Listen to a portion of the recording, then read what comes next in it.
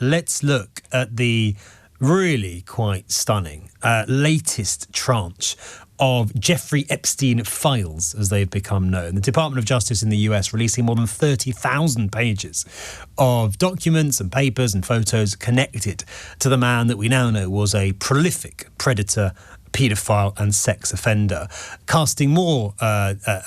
raising more questions for his associates, including the man who was until very recently known as Prince Andrew, and indeed of Donald Trump as well. Nina Burleigh joins me, US political commentator, author of the Trump Women part of the deal, and author of the Substack American Freak Show, which is a weekly newsletter keeping an eye on MAGA extremism. Nina, good to have you back on the programme tonight. We'll talk about the President Trump, in just a moment. Let's start with Prince Andrew. What do we learn that we didn't know this morning about Prince Andrew, Jeffrey Epstein and Ghislaine Maxwell and their conversations from these documents, and how significant are these revelations, do you think? Evening to you.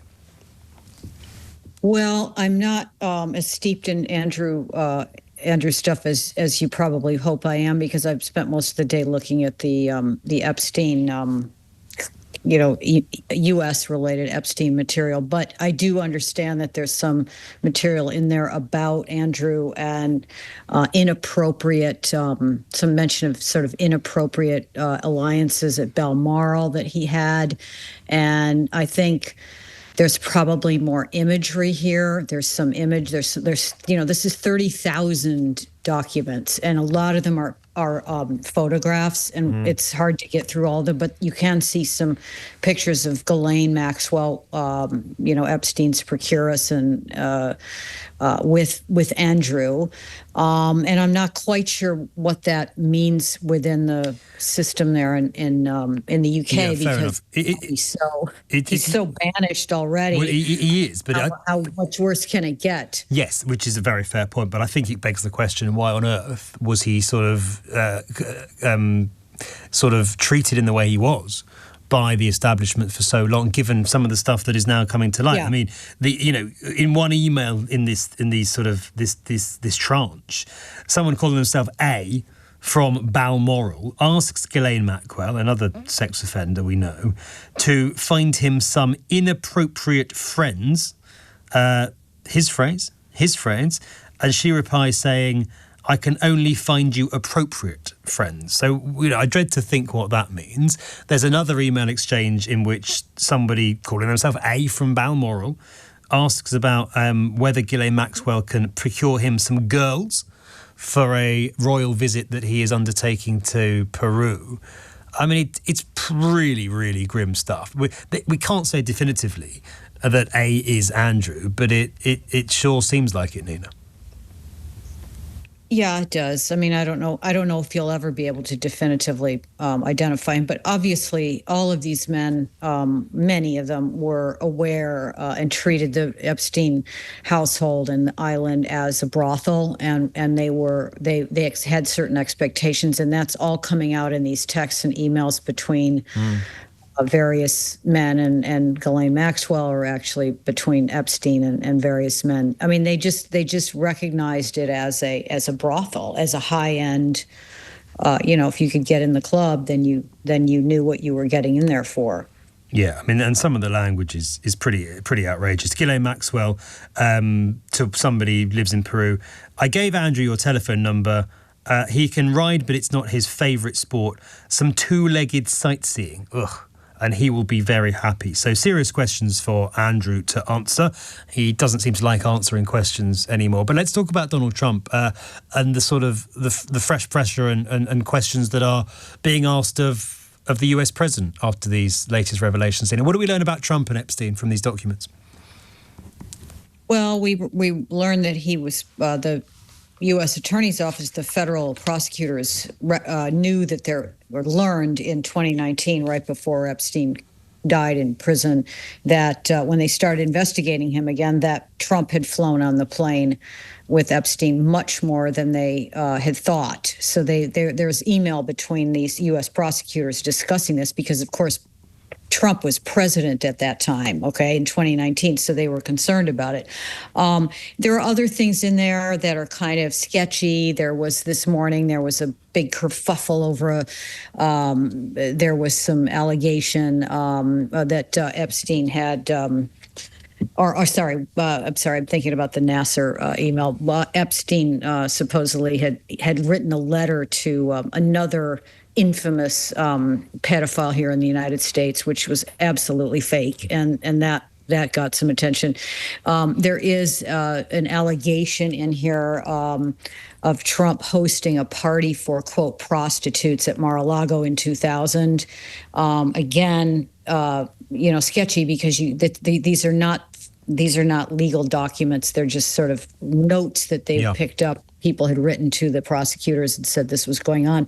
It's not followed up or explained. But I think the main thing that is coming out here, Elliot, is that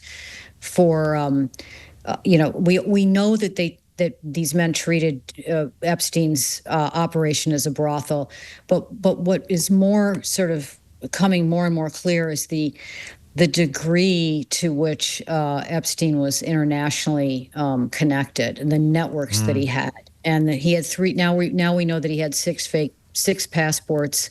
At least one of them was an Austrian passport that he had glued his picture into. He was working in Saudi Arabia with it in the 80s, when he was working with a British national named Douglas Leese, about whom there's very little known, but he was mobbed up with this huge Saudi arms deal in the 80s. And so early in his career, Epstein has this connection to England, and then his work there with this guy, Douglas Leese, and then he gets into this sort of international skullduggery that involves weapons dealing and so on. There's some sad attestations here, lots of notes from young women, I guess, to the police in Palm Beach or to the feds about being used and abused by Epstein and these men. There's a list of, there were discs, because we know that in this mansion in New York, and probably also on the U.S. Virgin Islands, where he had his other house, which Andrew did frequent, there was surveillance gear all over the place. Everything was videotaped, and now we see that there were discs, many discs picked up from the safe, and that all is part of this. Has that footage ever seen the light of day, Nina? It has not seen the light of day yet, and I don't know if it ever will, because there are photographs, but there's not most of the photographs are of Epstein himself with girls. Occasionally, there are a lot. They dumped a lot of photographs of Clinton, and other men. Obviously, no. There's one picture of Trump with a redacted face. They're redacting the faces of these women, these girls, really, that were in the pictures, but. There is this surveillance gear. They know that he had like eight TV screens in one room where he was monitoring, and now they're finding they've released the evidence seized from the house, and there were, I don't know, dozens of TV recording cameras, and a bunch of them were in the nightstand in his bedroom, and all over the house there was recording equipment. And then there's just weird stuff like a taxidermy dog pet, and in the items to be seized in the federal case in 2019, the first item to be seized is any and all taxidermy dogs from a mansion. So, like, what was he doing with taxidermy dogs in his mansion, even before all the massage paraphernalia and so on? But the whole thing is just sordid and dirty. And again, for us, the interesting thing is there were 10 co-conspirators that the federal government was looking into, including his benefactor, Les Wexner.